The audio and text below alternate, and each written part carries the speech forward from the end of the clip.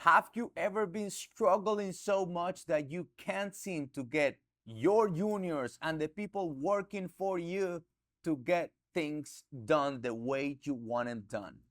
Watch this video right now. First thing you gotta do, and this is imperative, you gotta follow the chain of command. The worst thing you can do for the culture of your organization and what you're building is showing up to the office of the junior of your junior and then give that junior an order and leave the office without letting the other person that was the senior of that junior know that you did that.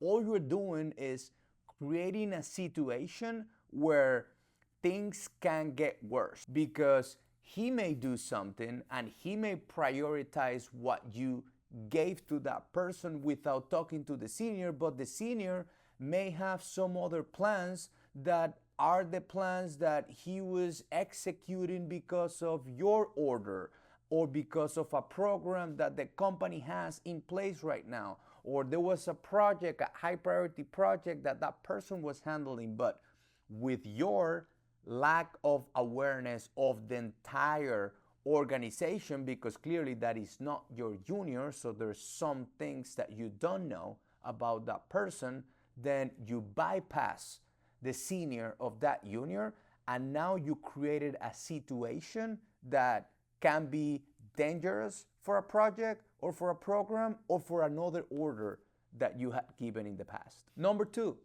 always be clear and refer to policy. If at all possible, every time you're giving an order, following the right chain of command, make sure that you're clear, concise, and you are making reference to policy that already exists to the organization. One, you're gonna make it easier on the employee to implement that order. And number two, you're gonna strengthen your culture and your organization by encouraging team members to always look at policy. Number three, make sure that you were duplicated when you were giving that order by asking questions to your junior that test their understanding of your order. An example can be, hey, how would you go about accomplishing that? Can you walk me through the steps that you would take? Then your junior at that point will start telling you, okay, so this is how I plan to achieve the order that you just gave me. At that moment, you will test their understanding and you will make sure that you were duplicated in that order that you give. Number four, and this is what you gotta do as a successful leader. You gotta see it done. The order that you gave, you gotta see that done, completed, whatever it takes. You gave an order that needs to be done. And that is the culture that you gotta build in the organization of high performers. Number five, you gotta reward outstanding performance and you gotta penalize poor performance. And there is no middle ground here. Someone that's a top performer, you reward that junior in the execution of your order.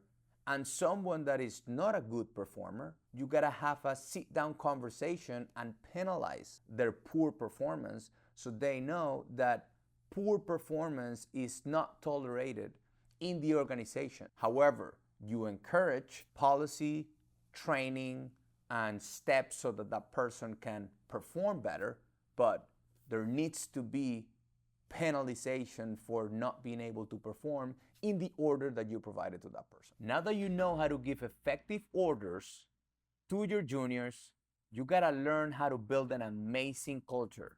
There are some things that I ask from my team members as absolute must, things that I want them doing day in and day out. And this is what I ask them to do so that we can build an amazing culture. They can collaborate, they can be professionals, and they can deliver the best quality of projects. There's 6 steps that I'll show you in this video right now. Go watch it.